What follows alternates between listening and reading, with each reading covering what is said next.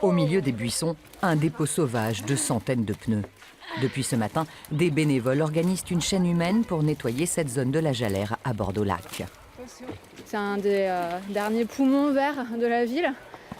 Vu qu'il y a un écosystème quand même assez incroyable, il y a plusieurs centaines d'espèces d'animaux, il y a quand même des arbres fruitiers, etc. Donc ça serait dommage de raser tout ça juste pour des bâtiments. Je pense on rebâtit déjà assez en ville. Je pense qu'il y a d'autres lieux pour le faire. Ce site de 95 hectares, dont la moitié est propriété de Bordeaux Métropole, est promis à un réaménagement comprenant 2000 logements et des locaux d'activité.